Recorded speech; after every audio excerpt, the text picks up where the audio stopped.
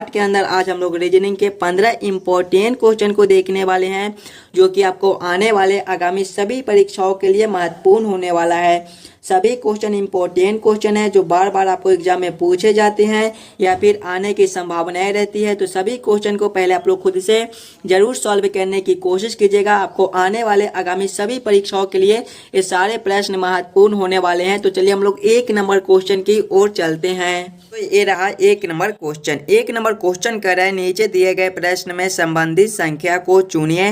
प्रश्न आपको कह रहा है जिस प्रकार से 13 का संबंध 27 के साथ है, ये 13 से 27 लिख रहा है, उसी प्रकार से आपसे पूछ रहा है 31 से कौन सा संख्या बनेगा जो इस वाले क्वेश्चन मार्क पे भरे जाएंगे। बहुत ही इंपॉर्टेंट क्वेश्चन है, नंबर एनालॉजी रीजनिंग के प्रश्न है।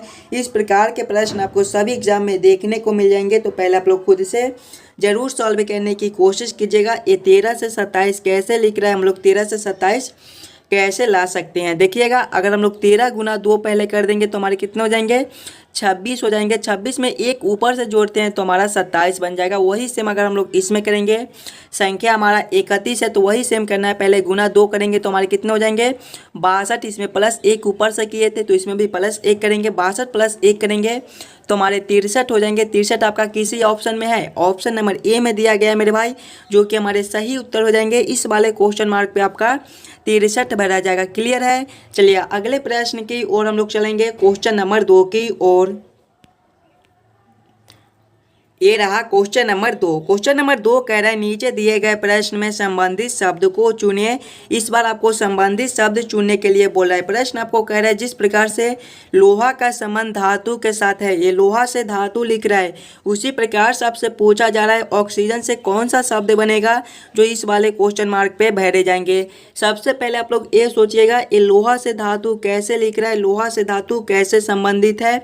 उसी प्रकार से हम लोग सोचेंगे हमारा ऑक्सीजन से कौन सा शब्द संबंधित होगा जो इस वाले क्वेश्चन मार्क पे भरे जाएंगे। पहले आप लोग खुद से जरूर सॉल्व करने की कोशिश कीजिएगा, ऑक्सीजन से कौन सा शब्द आपका संबंधित होगा। देखिए लोहा क्या होता है, लोहा एक धातु है तो लोहा से धातु लिखा हुआ है। उसी प्रकार से मेरे भाई हम लोग देखेंगे तो ऑक्सीजन हमारे क्या होती हैं, ऑक्सीजन एक गैस होती है, यानी कि इस वाले क्वेश्चन मार्क पे आपका क्या भरा जाएगा, गैस भरा जाएगा। गैस आपका कौन सा ऑप्शन में है, ऑप्शन नंबर बी में दिया गया है, जो कि हमारे सही उत्तर हो जाएंगे। जिस प्रकार से लोहा एक धातु है उसी प्रकार से ऑक्सीजन एक गैस है। क्वेश्चन नंबर 2 का आपका ऑप्शन बी जो है वो सही हो जाएगा। चलिए अगले प्रश्न की ओर हम लोग चलेंगे, क्वेश्चन नंबर 3 की ओर।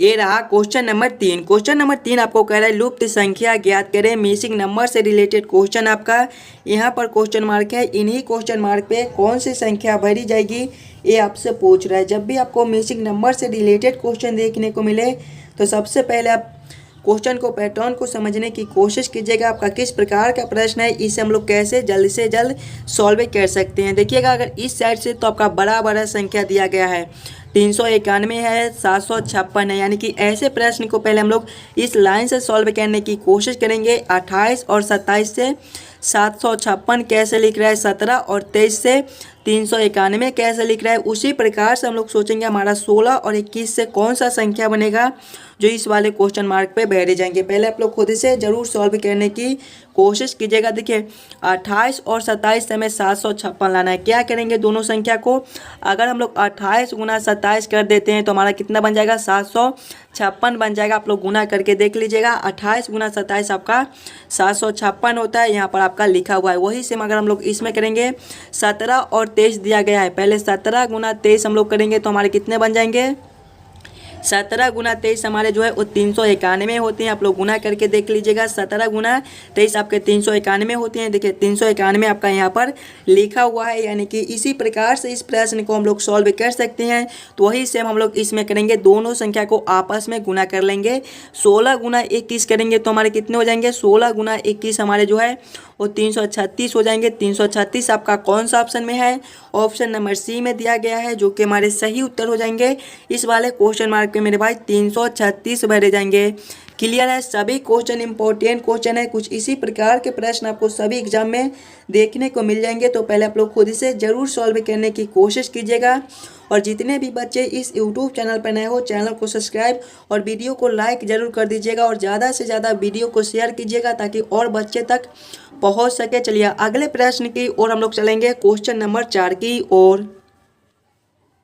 ये रहा क्वेश्चन नंबर 4। क्वेश्चन नंबर 4 कह रहा है किसी कोड भाषा में जोड़ का मतलब गुना है, घटाव का मतलब जोड़ है, गुना का मतलब भाग है और भाग का मतलब घटाव है। निम्नलिखित प्रश्न का उत्तर क्या है? प्रश्न आपका 27 गुना 3 भागा 30 जोड़ 5 घटाव 125 बराबर क्वेश्चन मार्क। इन्हीं क्वेश्चन मार्क पे कौन सी संख्या भरी जाएगी ये आप लोगों से पूछ रहा है।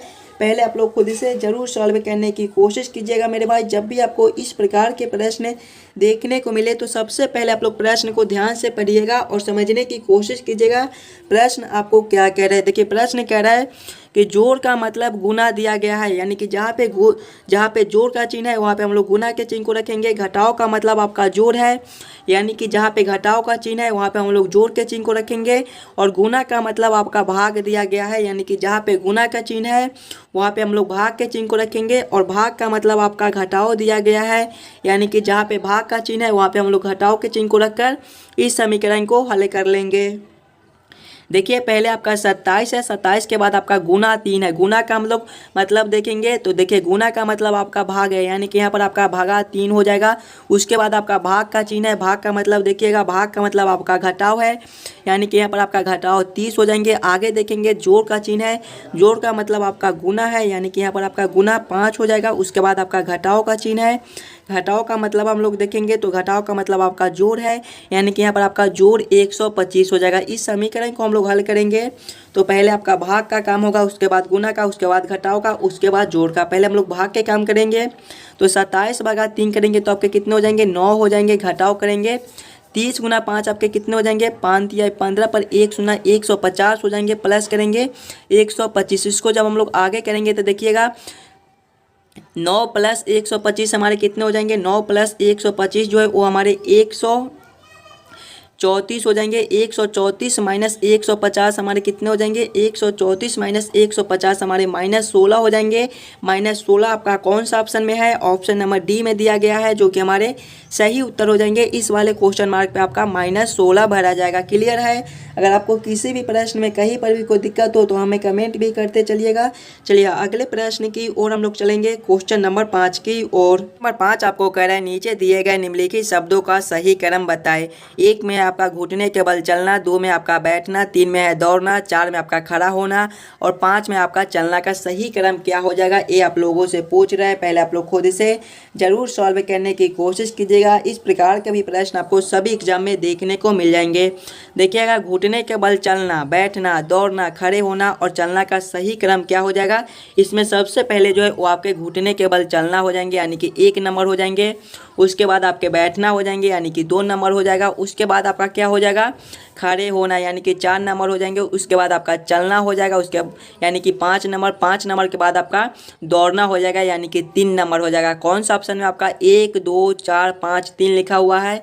1 2 4 5 3 आपके ऑप्शन नंबर सी में दिए गए हैं, जो कि हमारे सही उत्तर हो जाएंगे। ये सभी शब्दों का सही क्रम जो है वो सबसे पहले आपके घुटने के बल चलना हो जाएगा, उसके बाद बैठना हो जाएगा, बैठने के बाद आपका क्या हो जाएगा? खड़े होना, खड़े होने के बाद आपका हो जाएगा चलना, चलने के बाद आपका हो जाएगा दौड़ना। क्वेश्चन नंबर 5 का आपका ऑप्शन नंबर सी जो है वो सही हो जाएंगे। चलिए अगले प्रश्न की ओर हम लोग चलेंगे, क्वेश्चन नंबर 6 की ओर। ये रहा क्वेश्चन नंबर 6। क्वेश्चन नंबर 6 आपको कह रहा है दिए गए प्रश्न आकृति में विषम आकृति को पहचान करें। आपको यहाँ पर एक प्रश्न आकृति दिया गया है, 4 आकृति दिए गए हैं। इन्हीं चारों आकृति में सबसे अलग आकृति कौन सा है ये आप लोगों से पूछ रहा है। पहले आप लोग सभी आकृति को ध्यान से देखिएगा और समझने की कोशिश कीजिएगा कि ये चारों आकृति में आपका सबसे अलग आकृति कौन सा दिया गया है। ध्यान से देखिएगा तो आकृति ए में देखिए 1 2 3 खंड है। आकृति बी में देखिएगा 1 2 3 4 खंड है। आकृति सी में देखिएगा तो 1 2 3 4 खंड है। आकृति डी में देखिएगा तो 1 2 3 4 खंड है। देखिएगा सभी में 4 खंड दिए गए हैं, लेकिन आकृति ए में देखिएगा सिर्फ 3 खंड दिए गए हैं, यानी कि सबसे अलग आकृति आपका ऑप्शन ए हो जाएगा। क्वेश्चन नंबर 6 का आपका ऑप्शन ए जो है वो विषम आकृति हो जाएंगे। क्लियर है? चलिए अगले प्रश्न की ओर हम लोग चलेंगे, क्वेश्चन नंबर 7 की ओर। ये रहा क्वेश्चन नंबर 7। क्वेश्चन नंबर 7 आपको कह रहा है नीचे दिए गए श्रृंखला को पूरा करें। श्रृंखला सीरीज से रिलेटेड क्वेश्चन है। एक श्रृंखला सीरीज दिया गया है और यहाँ पर क्वेश्चन मार्क है। इन्हीं क्वेश्चन मार्क पे कौन सी संख्या भरी जाएगी ये आप लोगों से पूछ रहा है। पहले आप लोग खुद इसे जरूर सॉल्व करने की कोशिश कीजिएगा मेरे भाई। इस प्रकार के प्रश्न भी आपको सभी एग्जाम में देखने को मिल जाएंगे। श्रृंखला सीरीज से रिलेटेड क्वेश्चन आपको सभी एग्जाम में आती हैं। पहले आप लोग खुद से एक बार जरूर सॉल्व करने की कोशिश कीजिएगा। जब भी हमें इस प्रकार के श्रृंखला सीरीज से रिलेटेड क्वेश्चन देखने को मिले तो सबसे पहले हम लोग श्रृंखला को ध्यान से देखेंगे। पहले आपका 2 लिखा हुआ है, 2 के आगे देखिएगा तो आपका 3 है, 3 के आगे देखिएगा आपका 7 लिखा हुआ है, 7 के आगे आपका 16 है और 16 के आगे आपका 32 लिखा हुआ है और 32 के आगे आपका क्वेश्चन मार्क दिया गया है। ध्यान से देखिएगा श्रृंखला को, तो श्रृंखला आपका ऊपर की ओर बढ़ रहा है। जब भी हमें इस प्रकार के श्रृंखला देखने को मिले तो सबसे पहले हम लोग अंतर को निकालेंगे। देखिएगा 2 से 3 लिखा हुआ है, इसमें आपका +1 का अंतर हो जाएगा। 3 से 7 है, इसमें आपके +4 के अंतर हो जाएंगे। 7 से 16 है, इसमें आपके +9 के अंतर हो जाएंगे। आगे देखेंगे 16 से 32 है, इसमें आपके +16 के अंतर हो जाएंगे। अंतर को देखेंगे 1 का है, 4 का है, 9 का है, 16 का है। ध्यान से आप लोग अंतर को देखिएगा तो आपका 1 का स्क्वायर है, 2 का स्क्वायर है, 3 का स्क्वायर है, 4 का स्क्वायर है, तो अगले अंतर आपके 5 के स्क्वायर हो जाएंगे। 5 के स्क्वायर आपके जो है वो 25 होते हैं, यानी कि अगले आपके +25 के अंतर हो जाएंगे। जब हम लोग 32 + 25 करेंगे तो हमारे कितने हो जाएंगे? 32 + 25 हमारे 57 होते हैं। 57 आपका कौन सा ऑप्शन में है? ऑप्शन नंबर ए में दिया गया है, जो कि हमारे सही उत्तर हो जाएंगे। इस वाले क्वेश्चन मार्क पे आपका 57 भरा जाएगा। क्लियर है? चलिए अगले प्रश्न की ओर हम लोग चलेंगे, क्वेश्चन नंबर 8 की ओर। ये रहा क्वेश्चन नंबर 8। क्वेश्चन नंबर 8 आपको कह रहा है नीचे दिए गए प्रश्न में संबंधित अक्षरों को चुनिए। संबंधित अक्षर चुनने के लिए बोला जा रहा है। प्रश्न आपको कह रहा है जिस प्रकार से ए बी का संबंध जेड वाई के साथ है, उसी प्रकार से आपसे पूछा जा रहा है सी डी का संबंध कौन सा अक्षर से होगा, जो इस वाले क्वेश्चन मार्क पे भरे जाएंगे। इस प्रश्न को पहले आप लोग खुद से जरूर सॉल्व करने की कोशिश कीजिएगा। ए बी से जेड वाई ए कैसे लिख रहा है, उसी प्रकार से आप लोग सोचिएगा सी डी से आपका कौन सा अक्षर बनेगा जो इस वाले क्वेश्चन मार्क पे भरे जाएंगे। जब भी आपको इस प्रकार के प्रश्न देखने को मिले तो सबसे पहले आप लोग ये सोचिएगा ए बी से ए जेड वाई कैसे लिख रहा है। देखिए पहले आपका क्या है, ए बी है और इससे क्या लिखा हुआ है, जेड वाई लिखा हुआ है। ध्यान से देखिएगा सिंगल अक्षर को, तो ए से जेड लिखा हुआ है। ए का विपरीत अक्षर जेड होता है। विपरीत अक्षर आप लोग ऐसे भी निकाल सकते हो कि दोनों संख्याओं का योग 27 होना चाहिए। जैसे दोनों अक्षरों का योग 27 होना चाहिए। जैसे ए आपका पहले नंबर पर आता है और जेड आपके 26वें पर आता है, दोनों को जोड़ेंगे तो 27 हो जाएगा। तो ए का विपरीत आपका जेड हो जाएगा। उसी प्रकार से हम लोग देखेंगे तो बी से वाई है, बी आपके दूसरे नंबर पर आते हैं, वाई आपके 25वें पर आते हैं, दोनों को जोड़ेंगे आपस में तो 27। बी का विपरीत आपका वाई दिया गया है, यानी कि विपरीत अक्षर का यूज किया गया है। वही सेम हम लोग इसमें करेंगे। हमारा सी है तो सी का विपरीत हमारा क्या हो जाएगा, सी आपके तीसरे नंबर पर आते हैं। 3 में हम लोग कितना जोड़ेंगे ताकि हमारा 27 बन जाए, तो 3 में हम लोग 24 को जोड़ेंगे तो 27 बन जाएगा। 24वें नंबर पर आपका कौन सा अक्षर आता है, एक्स आता है, यानी कि सी का विपरीत आपका एक्स हो जाएगा। आगे देखेंगे तो आपका डी है, डी आपके चौथे नंबर पर आते हैं। 4 में हम लोग कितना जोड़ेंगे ताकि 27 बन जाए, तो 4 में हम लोग 23 को जोड़ेंगे तो 27 बन जाएगा, यानी कि 4 का विपरीत अक्षर जो है वो डब्लू हो जाएंगे।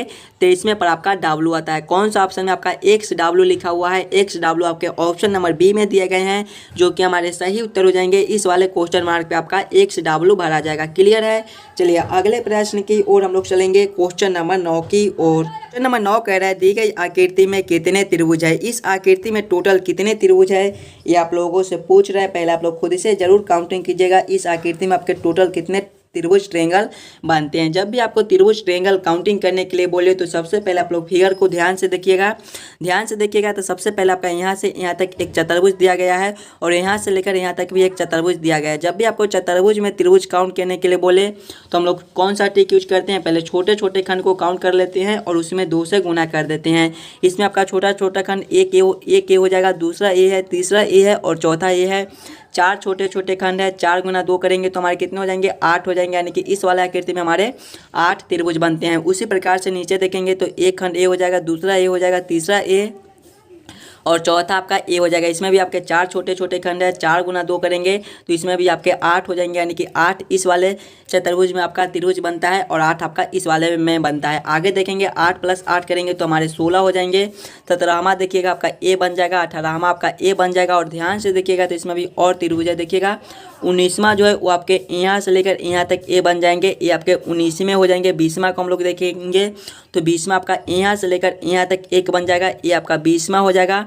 21वां को हम लोग देखेंगे तो देखिए 21वां जो है वो आपके यहाँ से लेकर यहाँ तक एक बन जाएंगे, ये आपके 21वां हो जाएंगे। और 22वां को हम लोग देखेंगे तो 22वां आपका उसी प्रकार से 22वां जो है आपका उसी प्रकार से यहाँ से लेकर यहाँ तक एक बन जाएगा, ये आपका 22वां हो जाएगा। 22 आपका कौन सा ऑप्शन में दिया गया है? 22 आपके ऑप्शन नंबर बी में दिए गए हैं, जो कि हमारे सही उत्तर हो जाएंगे। इस वाले आकृति में आपके टोटल 22 त्रिभुज बनते हैं। क्लियर है? चलिए अगले प्रश्न की ओर हम लोग चलेंगे, क्वेश्चन नंबर 10 की ओर। ये रहा क्वेश्चन नंबर 10। क्वेश्चन नंबर 10 आपको कह रहा है नीचे दिए गए प्रश्न आकृति का दर्पण प्रतिबिंब ज्ञात करें। जब भी आपको दर्पण प्रतिबिंब ज्ञात करने के लिए बोले तो आप लोग याद रखिएगा, बाएं वाले दाएं में चले जाते हैं और दाएं वाले जो है वो बाएं में उठकर चले आते हैं। देखिएगा ये भी आपका यहाँ पर दिया गया, यानी कि हम लोग इस प्रकार से चेंजेस करेंगे, इधर वाले को इधर और इधर वाले को इधर करेंगे। तो देखिएगा ये छोटा वाला गोला जो सबसे पहले हम लोग इस प्रकार की आकृति बना लेते हैं, ये इसी प्रकार के रहेंगे। बाएं से दाएं भी करेंगे तो ये इसी प्रकार का आपका रहेगा। और ये जो छोटा वाला आकृति है वो आपका इधर आ जाएगा, यानी कि इस प्रकार की आकृति बनेंगे। इस प्रकार की आकृति आपके कौन सा ऑप्शन में दिए गए हैं? ऑप्शन नंबर सी में दिए गए हैं, जो कि आपके सही उत्तर हो जाएंगे। ये वाला आकृति का आपका दर्पण प्रतिबिंब जो है आपका कुछ इस प्रकार से बनेगा। क्लियर है? चलिए अगले प्रश्न की ओर हम लोग चलेंगे, क्वेश्चन नंबर 11 की ओर। ये रहा क्वेश्चन नंबर 11। क्वेश्चन नंबर 11 आपको कह रहा है नीचे दिए गए प्रश्न में विषम संख्या को चुनिए। विषम संख्या चुनने के लिए बोला जा रहा है। जब भी आपको विषम संख्या चुनने के लिए बोले तो सबसे पहले आप लोग चारों ऑप्शन को ध्यान से देखिएगा और समझने की कोशिश कीजिएगा कि चारों ऑप्शन में आपका सबसे अलग ऑप्शन कौन सा दिया गया है। ऑप्शन नंबर ए में आपके 1600 है, ऑप्शन बी में 2500 है, ऑप्शन सी में आपके 3600 है और ऑप्शन डी में आपका 4000 दिया गया है। सबसे अलग ऑप्शन कौन से हो जाएंगे? अगर आप लोग ध्यान से देखिएगा तो 1600 आपका क्या है? 40 का स्क्वायर है। आगे देखेंगे 2500 आपके 50 के स्क्वायर है। 3600 ये आपके 60 के स्क्वायर होते हैं, लेकिन 4000 आपका किसी का भी ये स्क्वायर नहीं होता है, यानी कि सबसे अलग संख्या आपका 4000 दिया गया है। यही आपका विषम संख्या हो जाएगा। क्वेश्चन नंबर 11 का आपका ऑप्शन डी जो है वो सही हो जाएंगे। चलिए अगले प्रश्न की ओर हम लोग चलेंगे, क्वेश्चन नंबर 12 की ओर। क्वेश्चन नंबर 12 आपको कह रहा है नीचे दिए गए प्रश्न आकृति को कौन सा उत्तर आकृति पूरा करेगा। यहाँ पर आपका एक प्रश्न आकृति दिया गया है, यहाँ पर क्वेश्चन मार्क है। इन्हीं क्वेश्चन मार्क पे ये चारों आकृति में से कौन सा आकृति भरे जाएंगे, ये आप लोगों से पूछ रहे हैं। बहुत इंपॉर्टेंट क्वेश्चन है, पहले आप लोग खुद से जरूर सॉल्व करने की कोशिश कीजिएगा। इस वाले क्वेश्चन मार्क पे आपका कौन सा आकृति भरा जाएगा। जब भी आपको इस प्रकार के प्रश्न देखने को मिले तो सबसे पहले आप लोग ये दोनों आकृति को ध्यान से देखिएगा और समझने की कोशिश कीजिएगा ये दोनों आकृति आपस में कैसे संबंधित है। उसी प्रकार से आप लोग सोचिएगा ये वाला आकृति से आपके कौन सा आकृति संबंधित होंगे। देखिए इस वाला आकृति और इस वाला आकृति में देखेंगे तो आकृति आपका एक ही प्रकार का है, बस छोटे छोटे गोला को देखिएगा 180 डिग्री घुमाकर इस साइड कर दिया गया है। उसी प्रकार से इस वाले आकृति को हम लोग देखेंगे तो आपका आकृति इसी प्रकार का बनेगा, बस गोले को आप लोग 180 डिग्री घुमा दीजिएगा, यानी कि आकृति आपका आप कुछ इस प्रकार के बन जाएंगे। गोले आप ऊपर है तो गोले आपके दोनों नीचे हो जाएंगे और कुछ इस प्रकार के जो लाइन खींचे हैं वो इसी प्रकार के लाइन रह जाएंगे। इस प्रकार की आकृति अब इस वाले क्वेश्चन मार्क पे आपके भरे जाएंगे। इस प्रकार की आकृति आपके कौन से ऑप्शन में है मेरे भाई? ऑप्शन नंबर बी में दिए गए हैं, जो कि आपके सही उत्तर हो जाएंगे। इस वाले क्वेश्चन मार्क पे आपके कुछ इस प्रकार की आकृति भरे जाएंगे। क्वेश्चन नंबर 12 का आपका ऑप्शन बी जो है वो सही हो जाएगा। चलिए अगले प्रश्न की ओर हम लोग चलेंगे, क्वेश्चन नंबर 13 की ओर। नंबर 13 कह रहा है नीचे दिए गए प्रश्न अक्षर श्रृंखला को पूरा करें। अक्षर श्रृंखला से रिलेटेड क्वेश्चन आपका एक अक्षर श्रृंखला दिया गया है और बीच बीच में खाली स्थान है। इन्हीं खाली स्थान पे कौन से अक्षर भरे जाएंगे ये आप लोगों से पूछ रहा है। जब भी आपको इस प्रकार के अक्षर श्रृंखला से रिलेटेड क्वेश्चन देखने को मिले तो ऐसे प्रश्न को पहले आप लोग छोटे छोटे खंड बना लीजिएगा ताकि प्रश्न आपका जो है वो जल्द से जल्द सॉल्व हो जाए। किस प्रकार से इसका हम लोग खंड बना सकते हैं वो देखिएगा। पहले आपका ए है, ए के बाद खाली स्थान है, बी डबल ए दिया गया है, फिर से आपका खाली स्थान है, फिर से बी डबल ए है, फिर से खाली स्थान है, बी ए दिया गया है। अगर आप लोग ध्यान से देखिएगा तो पहले आपका ए है, उसके बाद खाली स्थान है और इधर देखिए बी ए दिया गया है, यानी कि इस वाले खाली स्थान पर हम लोग फिर से बी को भर देते हैं तो हमारा बी ए डबल बी ए यहाँ तक एक खंड हम लोग ले लेंगे। आगे देखेंगे तो फिर से आपका ए है, इधर देखिए खाली स्थान है और इधर आपका फिर से बी दिया गया है। यानी कि अगर हम लोग इस वाले खाली स्थान पे फिर से बी को भर देते हैं तो आपका ए डबल बी ए यहाँ तक एक खंड और बन जाएगा। आगे आप लोग देखिएगा तो आपका ए है, खाली स्थान है, बी ए दिया गया है, यानी कि इस वाले खाली स्थान पर आपका फिर से बी भरा जाएगा। तब का ए डबल बी ए खंड ए और बन जाएगा। खंड को आप लोग देखिएगा तो पहले आपका ए है, उसके बाद डबल बी है, उसके बाद ए दिया गया है। आगे देखिएगा तो इसी प्रकार से आपका ए है, डबल बी है, फिर से आपका ए दिया गया है। आगे देखिएगा तो फिर से आपका ए है, डबल बी है और ए दिया गया है। हम लोग अब ए देखेंगे कि क्या क्या भरे हैं। पहले हम लोग बी को भरे हैं, फिर से बी को भरे हैं, फिर से हम लोग बी को भरे हैं। कौन सा ऑप्शन में आपका बी दिया गया है। बी आपके ऑप्शन नंबर बी में दिए गए हैं, जो कि हमारे सही उत्तर हो जाएंगे। ये सारे खाली स्थान पे आपका बी भरा जाएगा। क्लियर है। क्वेश्चन नंबर 13 का आपका ऑप्शन बी जो है वो सही हो जाएंगे। चलिए अगले प्रश्न की ओर हम लोग चलेंगे, क्वेश्चन नंबर 14 की ओर। क्वेश्चन नंबर 14 आपको कह रहा है नीचे दिए गए प्रश्न में संबंधित आकृति को चयन करें। संबंधित आकृति चुनने के लिए बोला जा रहा है। जिस प्रकार से ए वाले आकृति से ए वाले आकृति संबंधित है मेरे भाई, उसी प्रकार से आप लोगों से पूछा जा रहा है इस वाले आकृति से कौन से आकृति संबंधित होंगे, जो इस वाले क्वेश्चन मार्क पे बैठे जाएंगे। सबसे पहले आप लोग ये दोनों आकृति को ध्यान से देखिएगा और समझने की कोशिश कीजिएगा ये दोनों आकृति आपस में कैसे संबंधित है। इसी प्रकार से हम लोग सोचेंगे हमारे इस वाले आकृति से कौन से आकृति संबंधित होंगे। अगर आप लोग ध्यान से देखिएगा ए वाले आकृति और ए वाले आकृति को, तो ए वाला आकृति का जो है वो दर्पण प्रतिबिंब ए वाला आकृति दिया गया है। उसी प्रकार से हम लोग देखेंगे इस वाले आकृति का दर्पण प्रतिबिंब देखेंगे तो दर्पण प्रतिबिंब में क्या होता है, बाएं वाले दाएं में चले जाते हैं और दाएं वाले जो है वो बाएं में चले जाते हैं। यानी कि हमारे कुछ इस प्रकार के आकृति बन जाएंगे। इस प्रकार की आकृति आपके कौन से ऑप्शन में है, ऑप्शन नंबर बी में दिया गया है, जो कि हमारे सही उत्तर हो जाएंगे। इस वाले क्वेश्चन मार्क पे आपका कुछ इस प्रकार का आकृति भरा जाएगा। क्लियर है। चलिए अगले प्रश्न की ओर हम लोग चलेंगे, क्वेश्चन नंबर 15 की ओर। क्वेश्चन नंबर 15 आपको कह रहा है दिए गए प्रश्न में विषम शब्द को चुनिए। ये प्रश्न आपको होमवर्क के तौर पे छोड़ा जाता है। इस प्रश्न को आप लोग खुद से सॉल्व कीजिएगा और आंसर कमेंट कीजिएगा। ये प्रश्न को आप अगले पार्ट में हम करा देंगे। और जितने भी बच्चे इस यूट्यूब चैनल पर नए हो, चैनल को सब्सक्राइब और वीडियो को लाइक जरूर कर दीजिए।